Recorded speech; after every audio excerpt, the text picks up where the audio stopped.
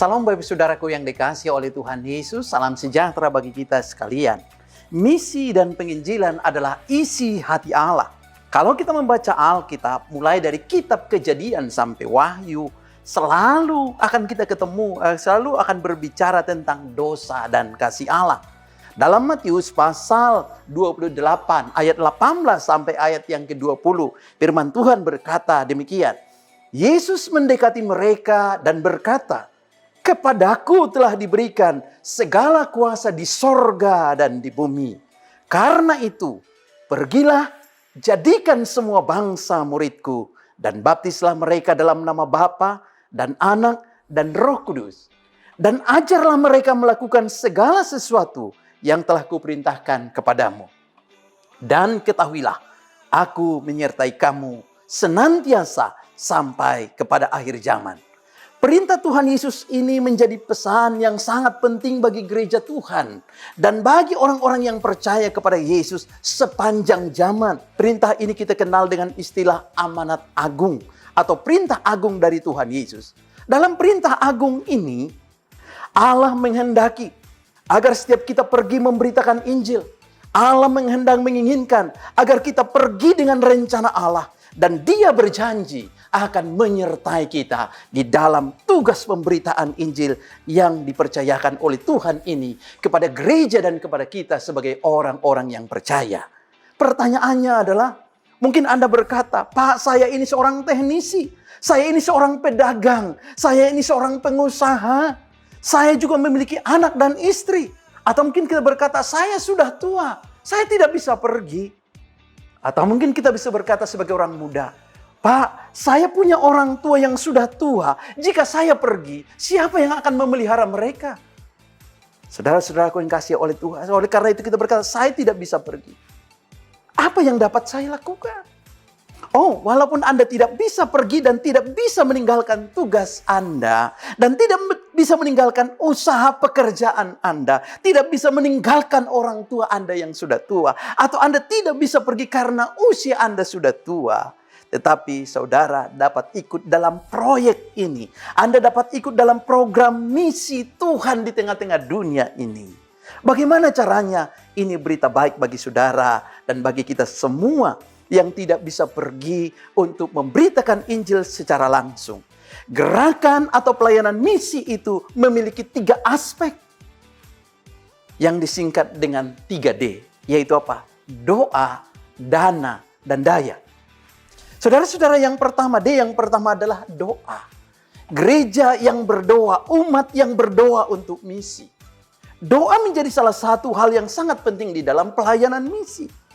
Doa itu untuk apa? Berdoa untuk jiwa-jiwa yang masih berada di dalam kuasa dosa, agar mereka diselamatkan. Berdoa untuk pelayanan misi, supaya pekabaran Injil dapat berkembang dengan baik. Saudara-saudara, kita perlu mendoakan mereka, para misionaris, mendoakan para hamba-hamba Tuhan yang melayani dalam perintisan gereja, yang melayani untuk suku-suku yang terabaikan. Kita perlu berdoa untuk mereka.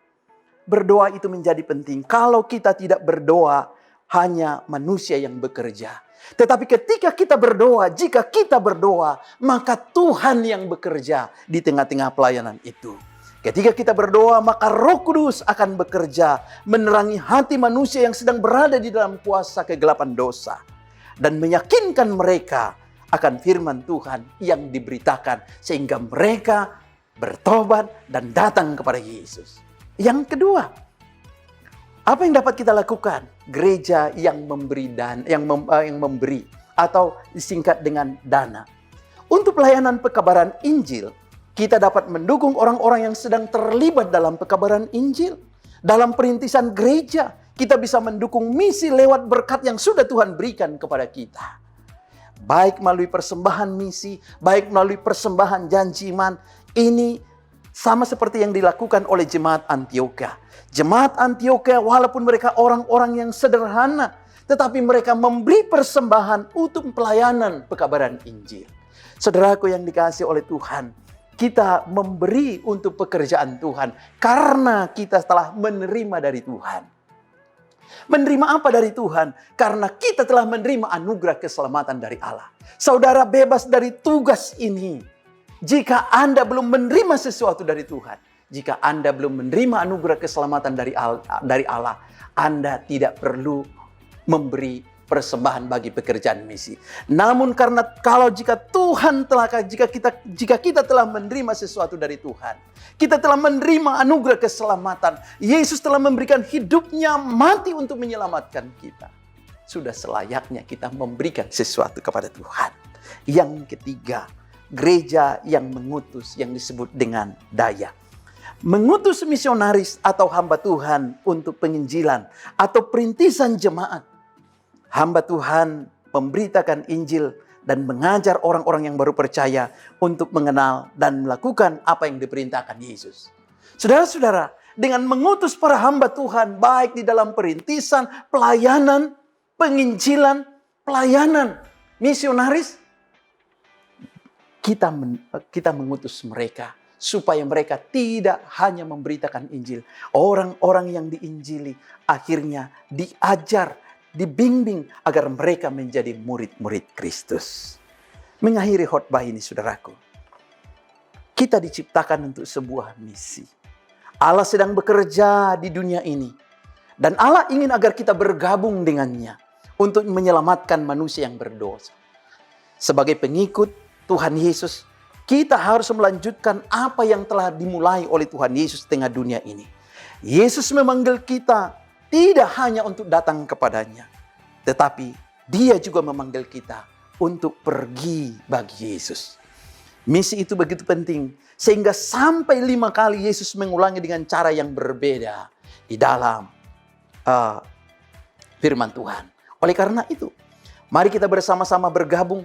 Mari kita bersama-sama terlibat dengan misi Allah. Apa yang sedang dikerjakan oleh Allah di dunia ini. Mari kita bersama-sama bergabung di dalamnya. Kita ambil bagian di dalamnya. Dan ini adalah satu hak istimewa yang Tuhan berikan kepada kita. Allah mau memakai hidup kita. Allah mau melibatkan kita dalam proyek pekerjaan Tuhan. Dengan 3D ini. Yaitu berdoa, memberikan dana, dan juga daya. Saudara yang dikasihi oleh Tuhan. Mari kita ambil komitmen. Apakah Anda mau terlibat dalam pekerjaan Tuhan? Apakah Anda mau terlibat dalam proyek Tuhan Yesus tengah dunia sekarang ini? Jika Anda mau, silakan saudara berdoa. Apakah Anda akan terlibat satu hak? Yaitu berdoa. Atau mungkin memberikan dana persembahan saudara? Atau juga mungkin diri Anda yang akan dipakai oleh Tuhan. Tuhan Yesus memberkati kita. Amin.